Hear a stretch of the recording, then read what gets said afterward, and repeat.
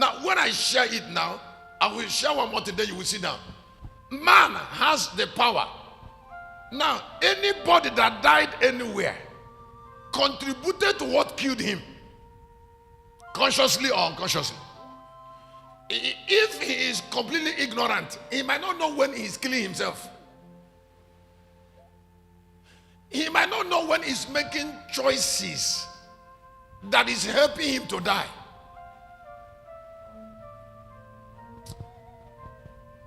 I say he might not know when he's making choices that is preparing him for death. Because the angel of death uses blindness more than any other tool. Let me say again. I said the angel of death uses blindness.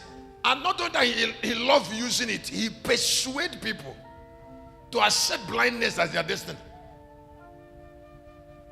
Don't forget that there are things that happen to us, and I want you to hear me. There are things we protect consciously or unconsciously. If you're looking at me now, there are areas of your life you don't want anybody to touch, consciously or unconsciously. But those who are favored, we always want people to touch it. Let me say it again. I said those who are favored, we always want people to touch that area of their life that they will need to go forward. Because they have favor. Because they have favor, it might hurt them when that person is touching it. Huh? But because they love to go forward, they will endure the hurt. If this service is end and somebody call you outside and start encroaching on your personality, something that you believe that is the way you are, and that person is trying to tell you, come, this thing you're calling the way you are is not favoring you. There is no way you will like it.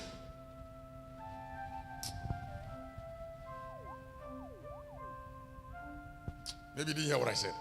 I said there is no way you will like it. Now, but those who are favored seize this an opportunity. They endure the pain of that touch and listen. Maybe you didn't hear what I said.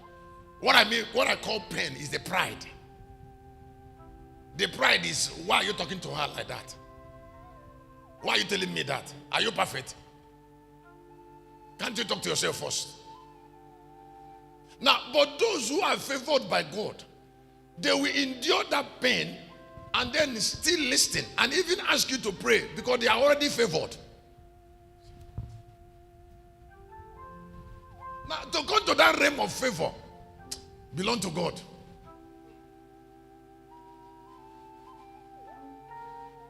I don't know. Wherever there is evil and pain that lasted, somebody protected an evil with him, in him, with the strength he has. Even when that evil is producing all manner of signs, he's using his little energy to protect it. Sometimes it is not that he doesn't know. You see, because the manifestation of the negative is always with the negative. The result of the negative is there to show that the negative is there. So you don't look for it. You don't look for the negative. Because it's there.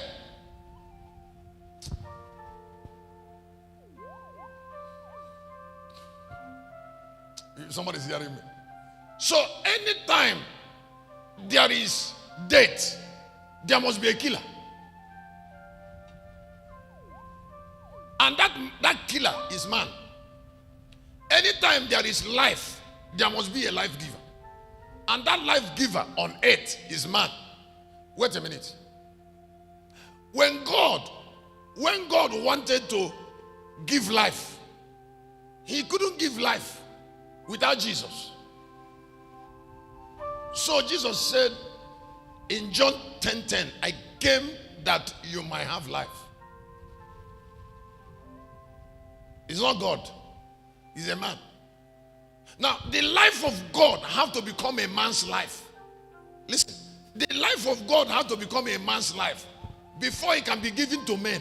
Because if he didn't become a man's life, God cannot give life to men direct. He gave his life to a man, and then so that that life becomes a man's life before he can give it to men. He can't give it as God, life of God to men. Oh, God bless me. Let me say it again. I said he couldn't give it as life of God, that is a spirit, to men. He cannot do that. So what he did was to give that life to a man, convert that life, which is God's life, to a man's life, so that it can be suitable to go to men. That is how important man is.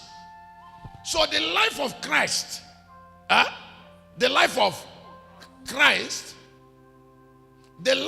Christ became the life of Jesus.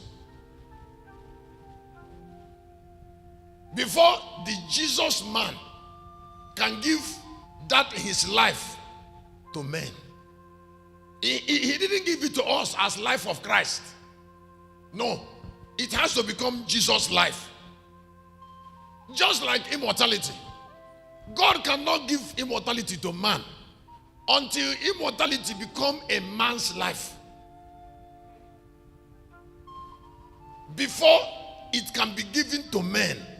Otherwise, if it remains the immortality of God, God will never give it to men direct. Because there is no relationship between the perishable life of man and the immortal life of God. The immortal life of God has to be a man's life. But I would like you to hear that there is a difference between what is achievable, between what is achievable and what God decides. So the life, God has to decide to put it in a man. And then it becomes a man's life. So it's not about hard work of a man. But whatever that is divine, there is a human contribution to connect to it. Develop this consciousness. I would like you to develop this consciousness as I share. Hear me. Develop a consciousness that makes you to understand that people are different from themselves. So that when you see prodigy, you don't trifle with prodigy. It's something that is unique. Cannot be commonplace. Cannot be everywhere. Now, since Jesus came and died 2,000 years, we have not had his type. Because that life is not a cheap life. You don't acquire it through effort. So why, when that woman died, there is something an angel told me in my office today, just like about an hour ago. He said, resume teaching and preaching and writing a book more on establishing the immortality of men in a practical way. And then fight death continuously. Because you are the only man that have ability to see what human. Then he said, reveal it.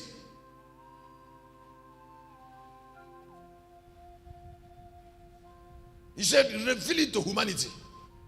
I said, I have done much. He said, keep doing it. He said, tell men about the evil of sin, about the wickedness of ignorance. Then he said, tell people about sainthood. He said, tell them about how gates opens on it. How? Yes. How the spirits, good and bad spirits, open gates.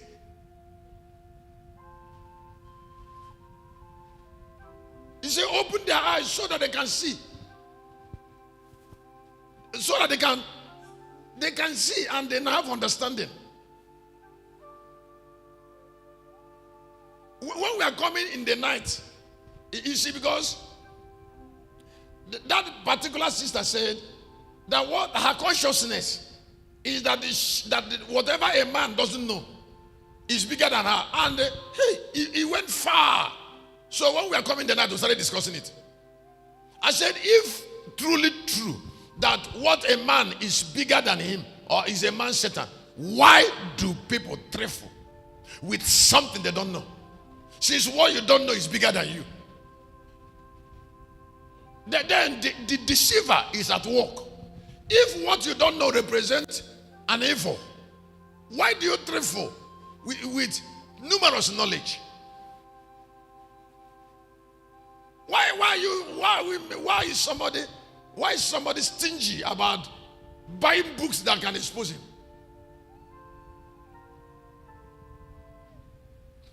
When I made a book on traveling with the sapient, that was my first time I said in any book that any human being that chose to travel on a straight road had made up his mind to die. And how will I joke with it? It's one of the capital things I said in that book, traveling with a snake. And then Jesus said, have wisdom of a snake. Have it. He said, go to snake and learn. And then somebody is getting straight. And then somebody is saying it doesn't matter.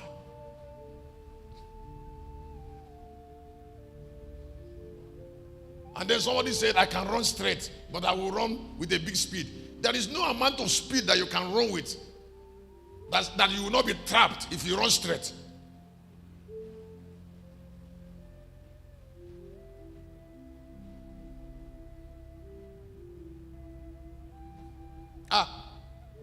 Don't play with me because I'm an agent of life. And we are not two on earth that understand immortality. I don't just understand immortality. I am immortality. Huh? I said I am not teaching immortality. I am immortality. You need to understand it. So I don't need to read any book to teach immortality. I don't need to read Bible. Because immortality is just my life. I told him in the night when we came, before I entered into my office, I told him, I said, this is the first time in my life it's done on me that I'm not connected to any grave. This night, early in the morning today, I saw myself in the grave. I seen that one of the courses there. And I saw that so many people who are in the grave are not dead. Who are? They are not dead.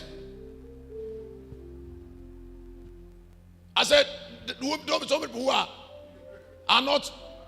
And there are so many people who are living, but they are already in the grave. I saw some of them. I saw them, they are physical now, going up and down now. But I saw many of them inside the grave there. I was there calling them out. That was when I knew the nature of this meeting. Today. Now, it is also there what I call private revelation. It is possible for God to tell somebody something he didn't tell you. So when people are saying something you don't know, you should thank God for them and connect to that thing that they are saying that you don't know, so that you can be part of that life. But I'm going to talk about it more when I'm talking about time of private revelation. Because what brought Bible to us is private revelation. Something God told some individuals. Like Jesus, like Peter, like Paul. And did the encounter end? Did it end? There are things God is still looking for people he will tell. We call it private revelation. Something only you will know. Maybe because God chose you, or maybe because you have suffered so much to know it. And then somebody says heresy. Which heresy are you talking about? Why was the meeting? Well, if it is heresy, after all, in the Bible, like in John chapter 10, they said Jesus is blasphemous. What was the blasphemy? The blasphemy is that Jesus was saying something that is bigger than them. Why else?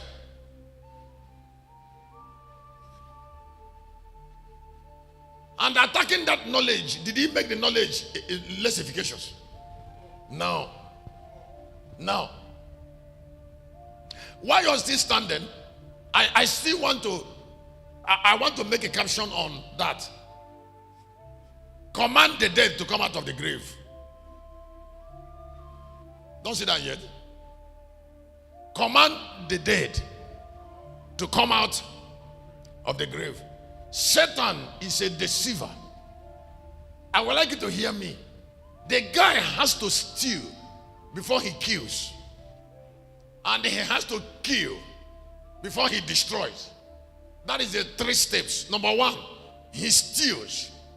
Now, before, a lot of people are not dead physically, but they are stolen.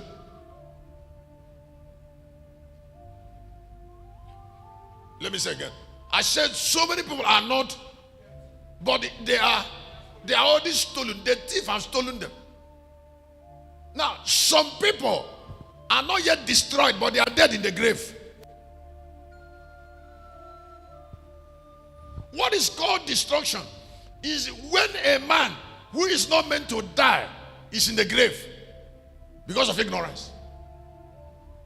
When a man who is not meant to die is in the grave, please, let me tell you something very precarious. There is no way the trap of shame will end in people who have not developed certain consciousness.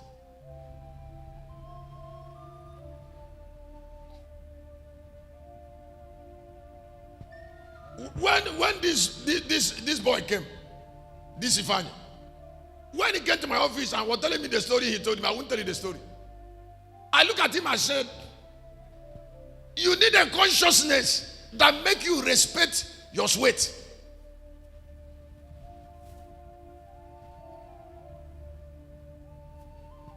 Some of us don't have it yet.